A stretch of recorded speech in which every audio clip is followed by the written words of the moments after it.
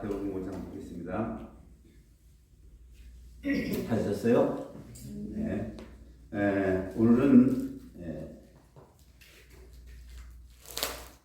마태복음 5장 13절 14절 봅니다. 다 같이 함께 공독합니다. 시작. 너희는 세상의 소금이니 소금이 만일 그 맛을 잃으면 무엇으로 짜게 하리요? 후에는 아무 쓸데없어 다만 밖에버려 사람에게 밟힐 뿐이니라. 너희는 세상의 빛이라. 산이 있는 동네가 숨기지 못할 것이요 사람이 불을 켜서 말 아래 두지 아니하고 등경 위에 두나니 이러므로 저가 모든 사람에게 비치느니라. 아멘. 네.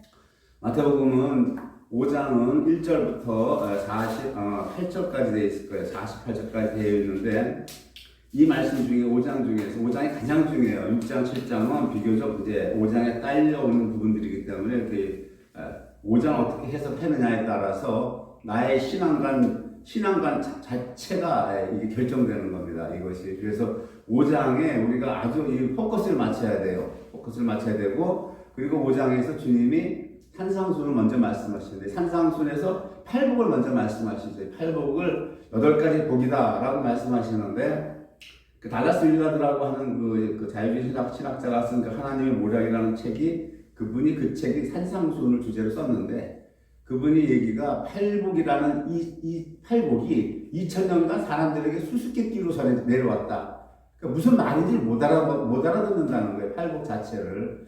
이래서 그분은 자유주의 신학자로서 자기가 보는 관점에 따라서 이렇게 썼고, 저는 오늘 그런 팔복이 과연 2000년 동안 수수께끼라면 이것이 과연 앞으로도 계속 수수께끼로 남아야 되느냐, 그건 아니라고 생각하고 주님이 주시는 계시를 열어주는 그 부분에서 제가 말씀을 드리려고 합니다. 먼저 산상순 5장에서 주님의 핵심 요지가 어디에 있느냐 하면, 너희는 세상의 소금이야, 너희는 세상의 빛이다. 여기에 주님의 모든 포커스가 붙어 있는 거예요. 이 1절부터 48절에서 주님이 내가 율법이나 선지자나 폐하러 온 줄을 생각하지 말라, 이것도 아니에요. 이런 것은 다 가르치는 말씀드리고, 제일 먼저 주님께서 너희는 세상의 소금이고 너희는 세상의 빛이다 라고 말씀을 하시는데, 그러면 왜 이 팔복이 먼저 나오느냐? 팔복과 세상의 소금과 세상의 빛은 뛸래야 뛸 수 없는 불가분의 관계라고 그런 겁니다.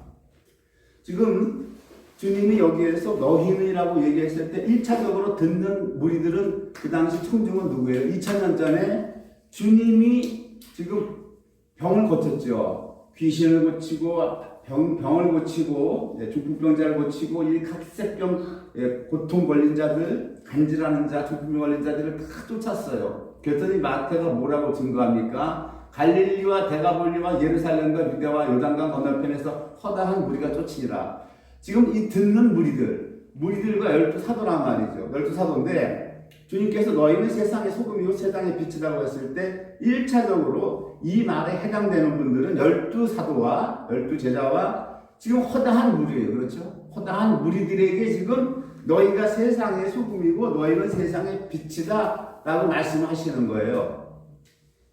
그러면 지금 2000년이 지난 지금 우리는 주님을 얼굴도 뵙지 못했고, 우리는 그 당시 허다한 무리도 아니고 12사도도 아니란 말이에요. 우리 복음을 듣고 믿고 따르는 자들이에요. 근데 지금 세상의 소금이고 세상의 빛이라고 하는 자들은 누굽니까? 이 말씀을 읽는다고 해서, 산상순을 읽는다고 해서, 내가 이제 예수를 믿었다고 해서 내가 세상의 소금이고 세상의 빛입니까? 아니라는 얘기예요.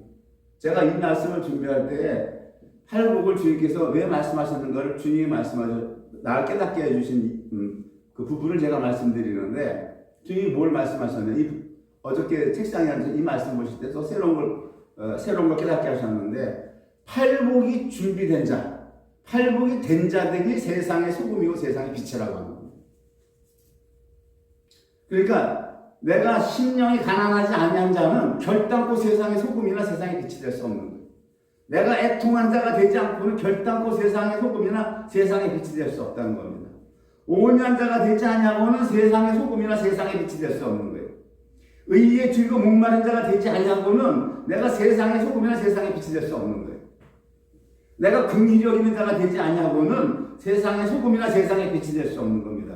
마음이 청결하지 않고는 세상의 소금이나 세상의 빛이 될 수 없다라고 하는 겁니다. 화평케 하는 자가 되지 아니하고는 세상의 소금이나 세상의 빛이 될 수 없다라고 하는 겁니다.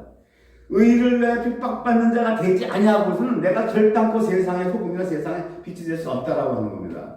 이래서 주님이 팔복을 먼저 내세우시는 거예요. 팔복을 먼저 말씀하신 다음에 들은 너희가 세상의 소금이고 세상의 빛이다. 그 후에 세상에 소금되고 빛된 자들에게 경고의 말씀을 하시죠. 소금이 짠맛을 잃으면 무엇을 쓰리요? 그렇게 말씀하시고 빛된 자들에게도 말씀을 하십니다. 경고의 말씀을 하세요. 등경, 불을 켜서 그 말 아래 두지 않냐, 상 아래 두지 않냐고 상 위에 둬야 비춰지지 않니? 남들 사람들에게 비친다. 이렇게 말씀을 해요. 여기에서도 이제 등경의 불을 집안 모든 사람에게 비치느니라. 내가 주님을 온전히 따르고 주님으로부터 계시를 받고 주님으로부터 환상이 열리고 뭐 이런 많은 게 있어요. 그렇다고 하더라도 뭐라 그래요? 집안 모든 사람에게 비치는 그 빛 정도를 주님이 말씀하시는 거예요. 그러니까 내가 어떤 뭐 주님으로부터 기도를 할 수 있는 능력을 받았고 뭐 어쩌다 해가지고 커지려고 하는 마음, 그렇죠? 있단 말이에요. 다 커지려고 그 마음을 지금 주님이 경고하는 거예요. 네가 받은 빛으로 집안 모든 사람에게만 비춰. 예수 믿는 사람들이 자기의 빛으로 집안 모든 믿는 사람들에게 비춰져도 우리나라는 예수 천국 되는 거예요. 그게 안 돼가지고 오늘 이 모양이라고. 그게 안 돼. 그렇죠? 그 다음부터는 율법이나 선지자나 폐하를 얹지 말라. 이렇게 말씀하시죠. 율법이나 선지자나. 왜냐하면 이제 세상에 소금되고 빛된 분들에게 율법을 다시 재해석해서 가르쳐 주는 거예요. 왜냐하면 첫째 율법은 히브리서 7장 18절에 전의 계명이 옛 계명이 연약하고 무익함으로 폐했다 그랬단 말이에요. 폐했기 때문에 주님께서 오셔서 이제 직접 오셔서 말씀하시는 거예요. 첫 번째 계명은 말씀을 하라고 손으로 팠죠. 손으로 팠기 때문에 이 계명들은 무익하고 연약해요. 아무것도 온전케 세울 수 없다. 온전케 세울 수 없는데 주님이 말씀하시는 이제 이 율법을 쭉 말씀하신다면 살인하지 말라, 간음하지 말라. 이것이 출애굽기에서 모세에게 전해준 6계명, 7계명, 8계명을 말씀하시는 거란 말이에요. 6계명, 7계명. 그 앞에 하나님 앞에 신을 두지 마라, 우상 섬기지 마라 이런 말씀 일절 안 하세요. 이런 말씀 안 하시고 주님께서 뭐라고 그래요? 네 이웃 사랑하면 그것으로 다 된다라고 하는 거예요. 이웃 사랑하면. 그리고 뭐라고 그러니까 주님께서 목숨을 다하고 마음을 다하고 뜻을 다하여 주 너희 하나님 사랑하라 이런 말씀 안 하시죠. 우리 그렇게 할 수 없는 존재라는 거예요. 바리새인과 대치할 때 그 말씀을 하시죠. 그 말씀을 해요. 그 목숨을 다하고 뜻을 다하고 마음을 다해서 주님 하나님을 사랑하신 분은 오직 주님 한 분이에요. 우리가 이 사실 착각하면 큰일 나요. 큰일 난다. 내가 동방연주라는 그 복음성가 가수가 그 간증하는 걸 봤는데 그 사명이라는 걸 불렀죠. 네? 주님이 홀로 가신 그 길 나도 따라가오. 모든 물과 피를 흘리신 그 길을 나도 따라가오. 험한 길이라도 나는 괜찮소. 바다 가운데라 바다라도 나는 좋소. 산속이라도 좋소. 그 노래를 부르고 그분이 무슨 간증을 했냐면 3개월을 하나님한테 시달렸대. 하나님 묻더래. 너 진짜 그 길 갈 수 있어? 네가 노래 부른 것처럼 너 나가서 노래 잘 부르는데 사명이란 노래로 잘 부르는데 너 정말 그렇게 올 수 있어? 3개월을 시달라고 처음에는 네 했다가 나중에는 대답을 더 찌그러지는 거예요. 주님이 홀로 가신 그 길을 누가 감히 따라가요? 그 길을. 복음성가도 그 사명이란 가도 함부로 부르는 게 아니에요. 그게. 내가 실천으로 행동하지 못하는 거를 그 곡으로 흥얼거리고 부를 수 있겠어요? 무슨 대리만족이라도 느끼는 식으로? 그 주님만이 가신 길이야, 그 길. 아무나 못 가요. 그래서 사도들이 쫓아갔죠, 그 길을. 사도에게만 허락했어요. 12사도에게만. 주님이 가신 그 길을 사도에게만 딱 허락하시고 남을 닫았다고요. 하늘이 허락하지 않으면 못 가는 거예요. 하늘이 허락한 자들만 그 길을 간다고요.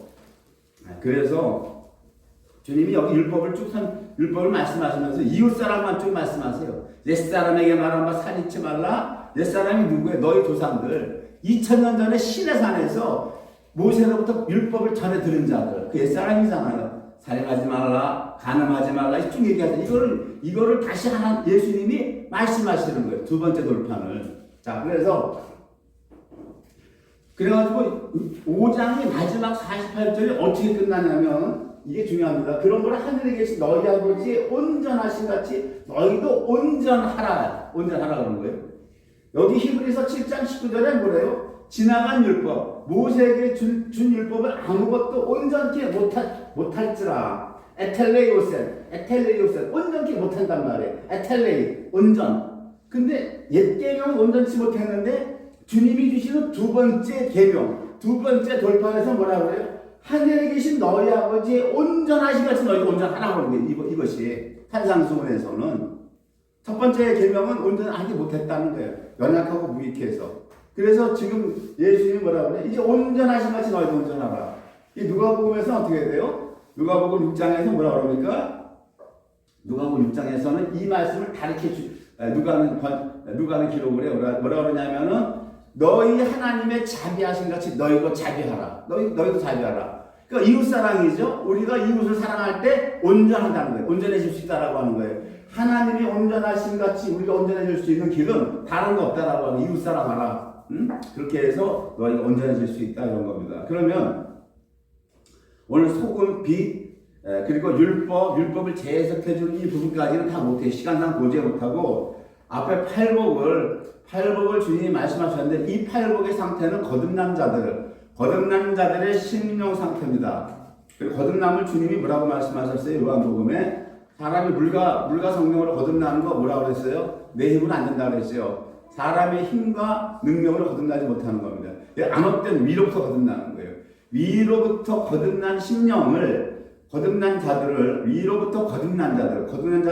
주님이 또 이끌어가는 거예요. 심령이 가난한 자로, 애통한 자로, 온유한 자로 이 단계로 이끌어 가시는 거예요. 이것이 사람의 힘으로 되는 게 아닙니다. 절대. 내가 노력도 해야 되겠지만 쫓아가려고 노력해야 되는 그 부분도 인정을 해야 돼요. 그 부분 나는 그냥 가만히 로봇처럼 있는 건 아니고 나도 같이 주님이 내 심령을 이끌어 갈 때 나도 거기에 보조를 맞춰서 가려고 하는 그 노력이 있어야 믿음의 행함도 있어야 되지만 첫 번째로 무엇이다? 이 심령을 만들어가는 분은 주님이시라는 겁니다. 그래서 한번 보기로 해요. 심령이 가난한 자, 푸토코스라고 하는 것은 이것은 파산된 거를 그러니까 영적 파산을 얘기해요. 영적 파산. 여기 페레스라고 하는 그 헬라어 궁핍함이라고 하는 게 있어요. 궁핍함. 이런 가난, 이런 물질적 가난이라고 하는 페레스라고 하는 저거는 내가 좀 노력하면 열심히 나가서 일하면 어느 정도는 만회할 수 있는 가난. 어느 정도 만회할 수 있는 가난을 페레스라고 하는데 주님이 여기 심령이 가난한 자라고 하는 이 푸토코스라는 이 단어는 회복이 안 되는 가난. 도저히 만회가 안 되는 가난. 그러니까 파산이죠. 파산. 영적 파산. 바로 무엇입니까? 그 파산은 주님의 계명을 내가 지킬 수 없다는 것을 깨달은 자예요. 첫 번째 계명은 패했잖아요. 첫 번째 모세 돌판에 쓴 것은 패했단 말이에요. 주님이 주시는 계명 지켜낼 수 있단 말이에요. 형제에게 노하는 자마다 심판받고 형제에게 나가라고 욕하는 자마다 공에 잡히고 형제에게 너 미련한 놈이라고 그렇게 한 번만 말해도 너는 지옥불에 들어간다고 하는 거예요. 이게 주님의 계명이에요. 이게 두 번째 돌판이라고요. 이걸 지켜낼 자가 있어요? 형제에게 분 한 번 안 낸 사람이 있으니까 형제에게 이 멍청아 이렇게 말하면 안 해본 사람이 있나 말이에요. 간음에 대해서 주님이 뭐라고 그랬어요?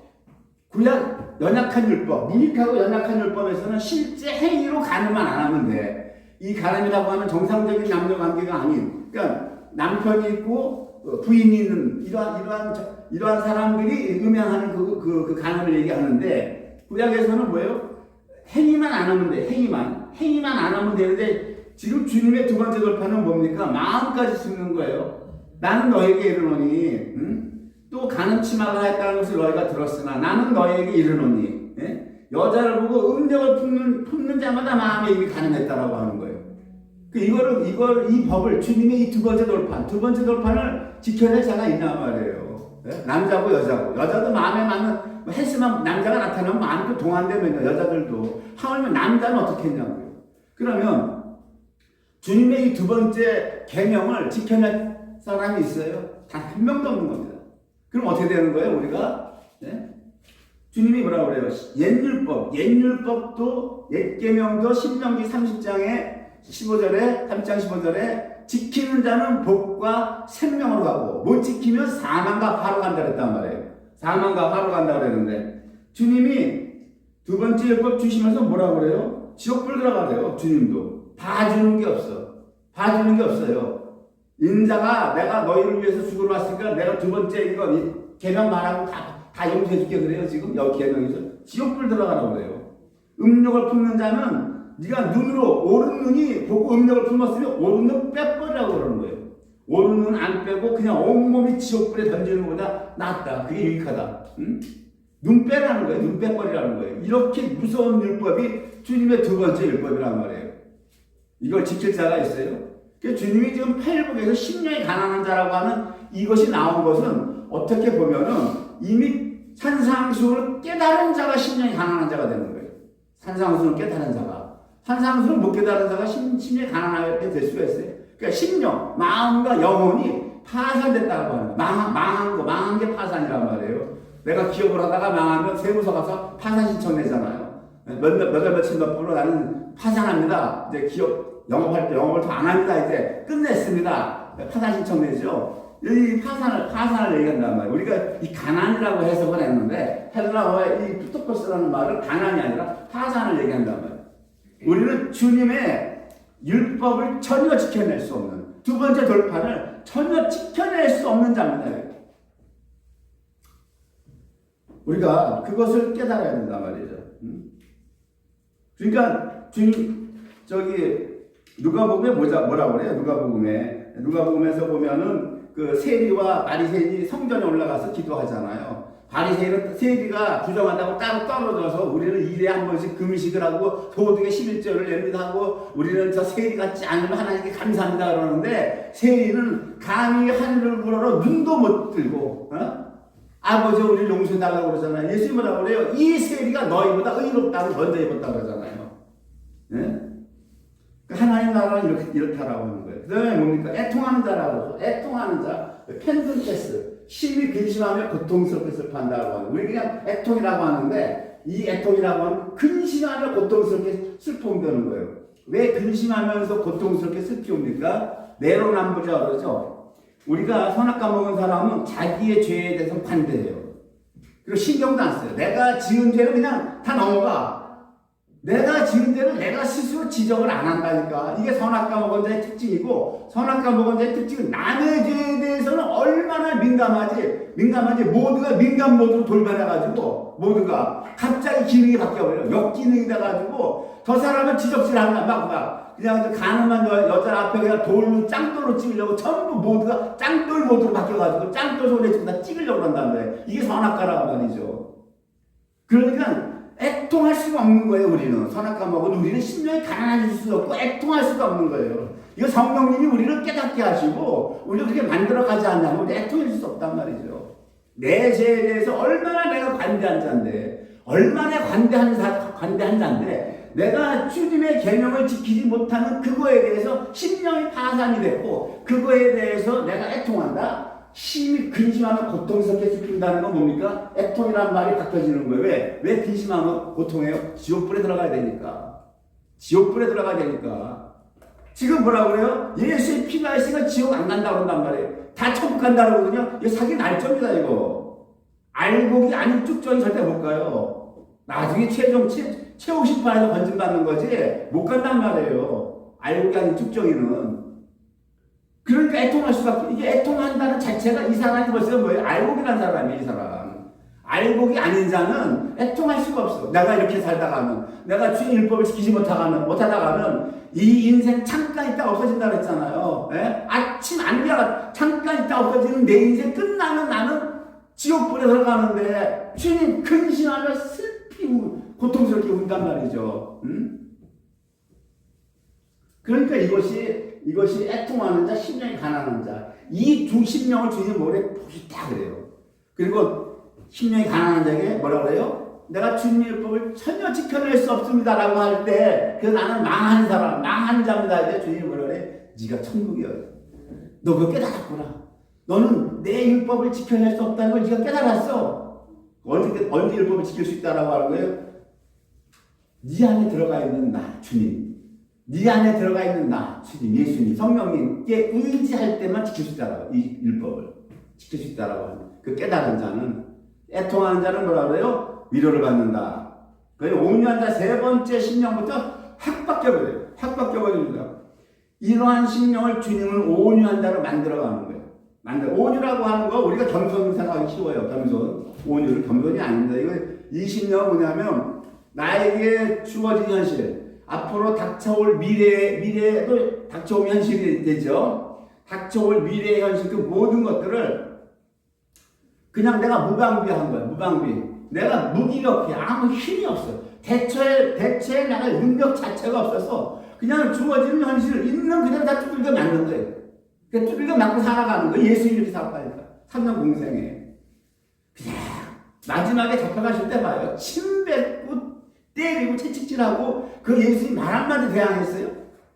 끌려가는 도살자에 끌려가는 어린 양처럼 아무 말 안 했다고 그러잖아요. 아무 말 안 하고 그 주님의 온유함이 마지막 십자가에서 더 확 드러나는 거예요. 공생에 3년에 다 드러나셨지만 그 온유하심이 그 아버지께서 그렇게 그 환경을 역사하셨단 말이에요. 아버지께서 성부께서 왜 우리를 위해서 그 침뱉음을 당하시고 따귀를 맞고 옷을 빨갛게 펴서 십자가 달린단 말이에요. 주님이 그냥 옷 입혀서 달리는 줄 아세요? 속옷이 벗겨진다고. 속옷이 완전히 바뀌어서 주님이 진짜 알몸으로 십자가에 달리신단 말이에요. 그러한 현실을 주님이 원망 하나 불평 하나 안 하시고 그대로 수용하고 돌아가시는 그 온유한 자로 만들어 가신다. 이거 누가 이렇게 만들어 갔어요? 주님이. 이렇게 된 자가 누구예요? 사도 바울이에요.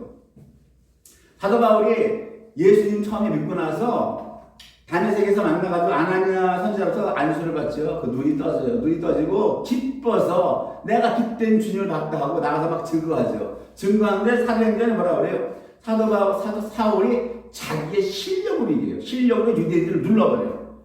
실력으로. 그러니까 이렇게 성경 말씀 실력으로 이기는데 뭐라고 그래요? 성경에서 교회가 시끄럽다고 그래요. 시끄럽다고. 그게 시끄럽다고 그러는. 그래가지고 주님이 어떻게 합니까? 바울 사도를 그 자기가 태어난 고향 다소로 내려보내죠. 다소로 내려가게 하는데 거기서 10년 이상의 기간을 장기간 칩거하게 합니다. 그리고 바나바가 가서 이제 사울을 데려와서 안디옥 교회 성경교사를 세우는데 그때 뭐라고 사도행전은 얘기하냐면 그전까지는 사울이라는 얘기를 해요.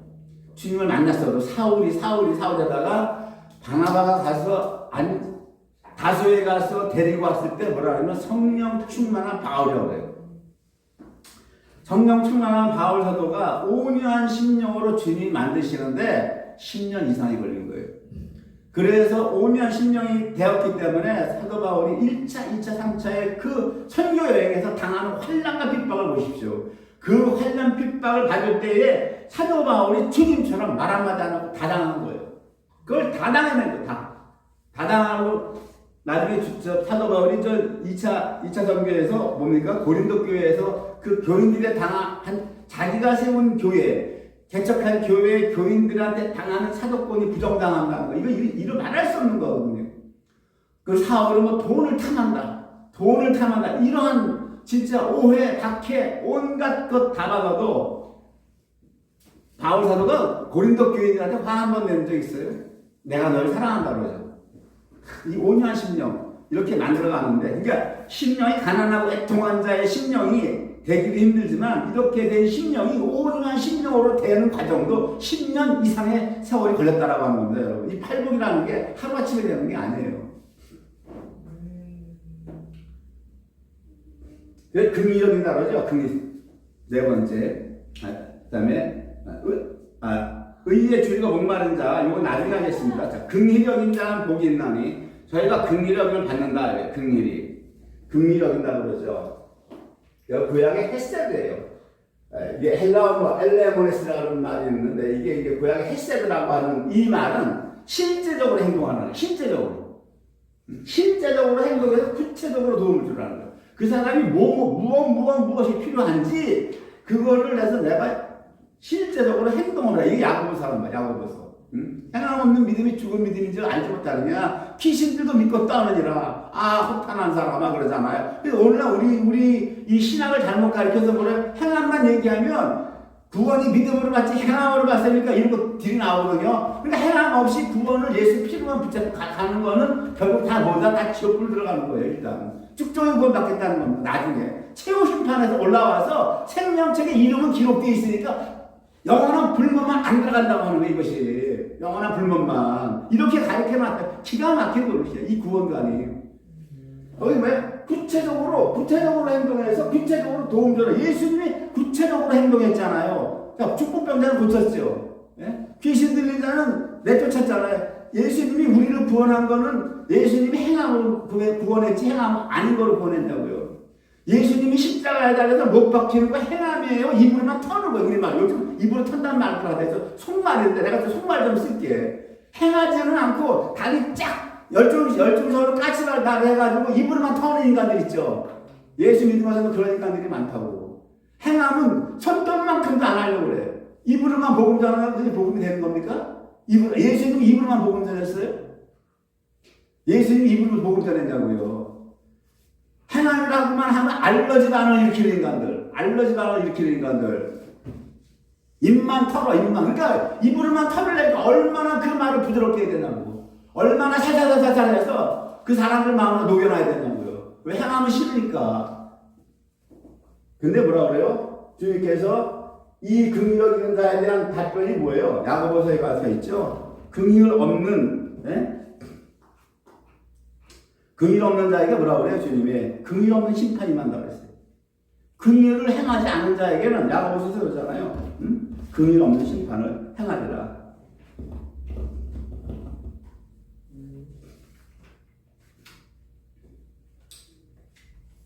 이게 무서운 겁니다. 이게. 마음이 청결하다 그러죠. 마음이 이제 청결한 자, 카르디아라고 해요. 마음이 청결한 자 하나님을 본다라고 하는 거예요. 그런데 요한복음 3장 11절에는 마음이 청결한 자고 하나님을 보고 요한 3서 11절에는 선을 행하는 자도 하나님을 된다고 해요. 그래서 하나님을 보는 건 두 가지 같이 가는 거예요. 마음이 청결해도 하나님을 보지만 선을 행하는 것, 행하는 자도 하나님을 본다.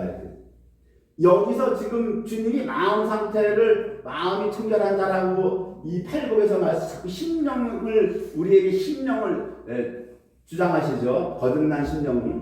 청결하다니 카르디아는 섞이지 않는 거예요. 섞이지 않고 내 마음이 있어야 할 곳에만 있는 거. 섞이지 않는다라고 하는 건 뭡니까? 두 마음 품지 않는다라는 거죠. 세상 사랑하지 않는다라고 하는 것입니다. 안목의 정욕, 이생의 자랑, 육신의 정욕. 이걸 쫓지 않는 거. 이것을 쫓지 않는 것이 섞이지 않는 거죠. 그러니까 왜? 주님만 바라보는 마음이 카르디아란 말이에요. 이 자들이 하나님을 본다라고. 하나님을 본다라고 하는 것은 경험한다, 안다 이런 거예요. 경험해서 안다. 이런 게 되는 거죠. 마음이 청결한 자. 그다음에 6번째가 뭡니까? 화평케 하는 자. 복이 있다. 저희가 뭐라 그럽니까? 화평케 하는 자가 복이 있는 저희가 하나님의 아들이라 일컬음을 받을 것이다. 하나님의 아들이라 일컬음을 받는다. 이렇게 되어 있어요. 이 화평케 한다는 게 화목하게 하는 건데 레위기 제사에 보면은 화목제를 어떻게 지내라라고 하는 말씀이 있는데 7장 15절에서 18절까지 있어요. 화목제로 드리는 그 소가 화목제는 암소도 되고 숫소도 되고 다 돼요.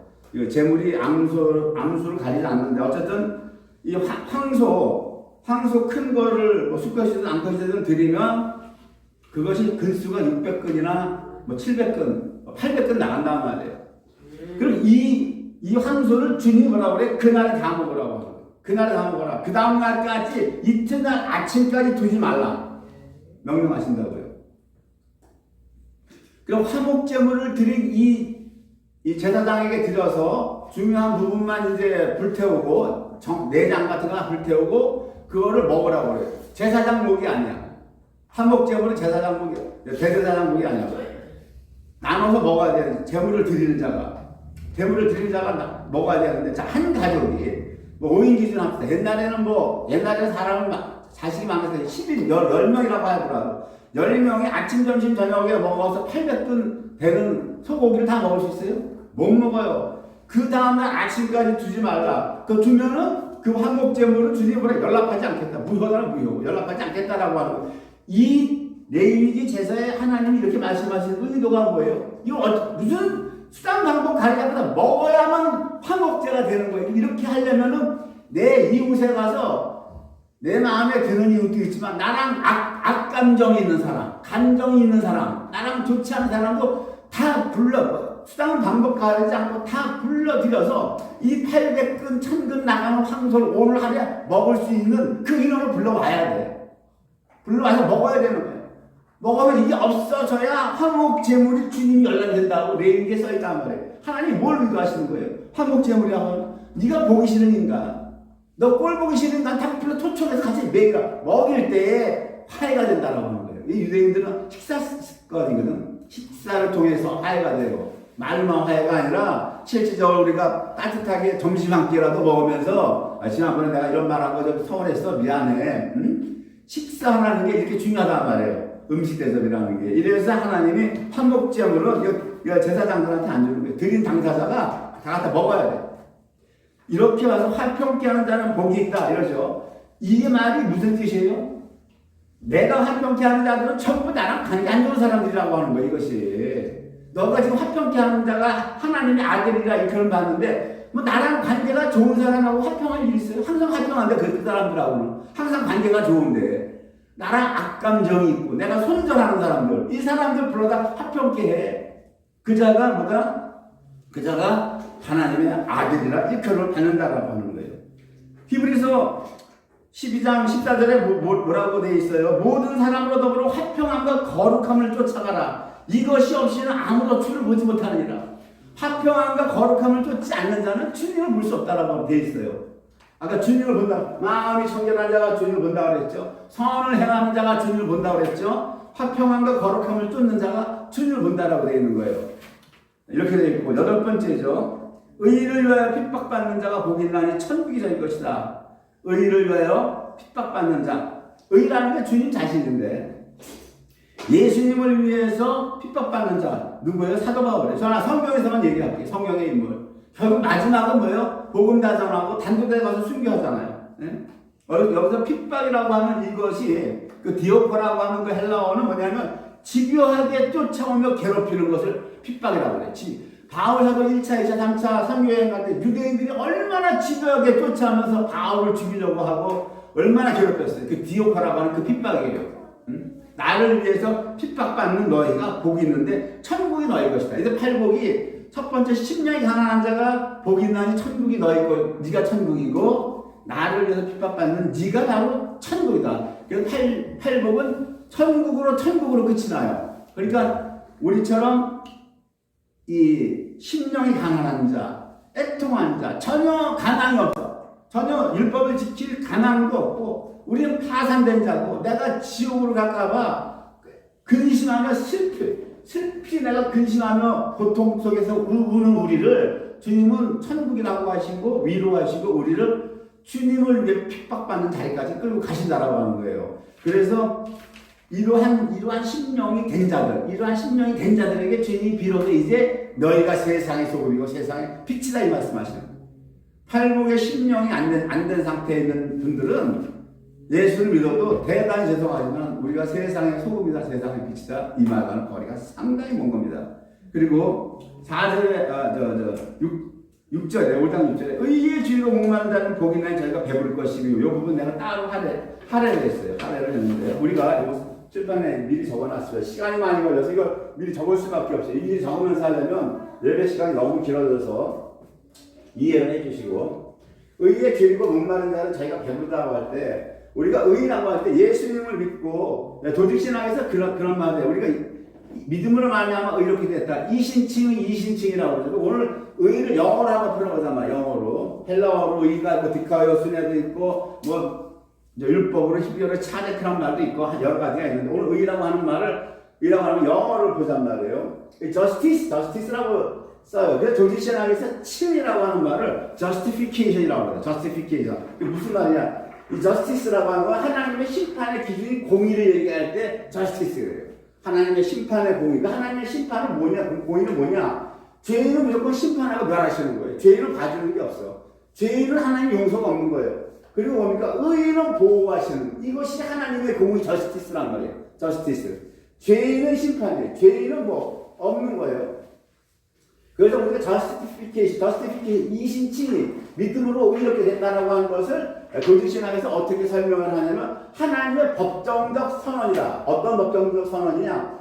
의롭지 못한 죄인을, 우리 의롭지 못하잖아요. 우리 심령이 가난한 자들이잖아요. 우리 애통한 자들이잖아요. 주님의 두 번째 율법을 지켜낼 우리는 능력이 없어. 주님의 두 번째 돌판 앞에 우리는 전혀 쓸모없는 무용한 가치로 밖에 드러날 수 없는 자들이란 말이에요. 우리가 그런 의롭지 못한 죄를 의롭다 하시는 하나님의 재판적 선언이다. 재판적 선언.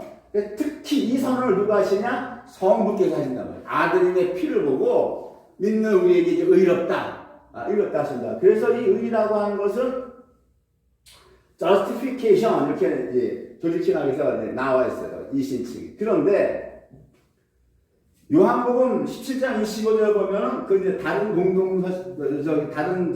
공간복음에서는 겟세마네 기도가 간단하게 나와요. 주님이 피가 땅같이 흘렀더라. 그죠? 이렇게만 나오죠. 그래서 뭐라 그래요? 이 잔을 내게서 지나가게 하셔서 간단하게 나오는데 그 같은 겟세마네의 기도가 요한복음 17장에서 요한 사도는 길게 얘기해요. 길게. 예수님의 마음에 담긴 것을 예수님이 아버지께 다 기도를 하고 마지막 기도에 이제 그 기도하시고 십자가에 달리시는 건데 17장 25절에서 예수님은 아버지를 저스티스라는 말을 안 하시고 예수님은 뭐라고 말씀하시냐면 righteous father래요. 의로우신 아버지라고 그래요. 17장 25절 예수님의 겟세마네의 마지막 기도예요.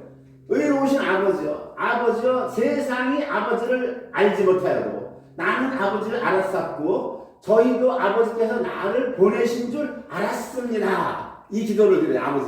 아버지께 세상이 아버지를 알지 못하여도 나는 아버지를 알았고 저희가 누구예요? 12제자 12사도가 이제 아버지께서 나를 보낸 줄 알았습니다. 그러면 여기서 이 킹제임스 영어 성경이나 NIV 영어 성경이나 다른 모든 영어 성경에 의로우신 아버지여 했으니 저스티스라는 용어가 안 들어가고 righteous father라고 쓴단 말이에요. 이 righteous father를 한번 우리가 분석을 해보면 right 플러스 us라는 두 단어가 합쳐진 단어인데 이 전미사인데요. 이 us라고 하는 것은 뭐가 많다, 무엇의 특징을 지녔다 이런 뜻이에요. 전미사로서. 중요한 건 right예요. 이 right라고 하면 오른쪽이에요. 오른쪽. 그리고 두 번째 뜻은 뭐냐면 옳다, 올바르다 이거예요. 이게 뭡니까? 아버지의, 지금 의로우신 아버지라고 하죠. 아버지의 의는 언제나 오른쪽이에요. 언제나 오른쪽. 그리고 그 오른쪽의 의만 언제나 옳고 올바르이라고 하는 거예요. 네?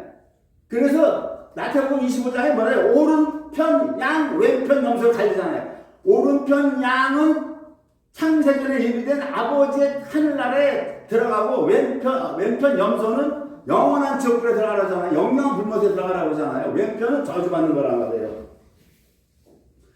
그 righteous 오른쪽이 뭐가 많다 특징을 지녔다라고 하는 거예요. 그 righteous father 의로우신 아버지. 그러면 아버지의 의는 항상 오른쪽. 그 오른쪽만이 올바른 의라고 하는 거예요. 그럼 아버지의 오른쪽은 뭐예요?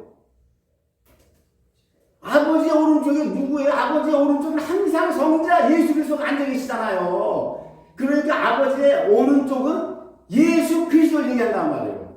예수 그리스도. 성자 예수님만이, 아버지의 오른쪽은 성자 예수 그리스도인데 아버지의 의는 항상 내 의는 내 아들이라고 그래요. 내 아들.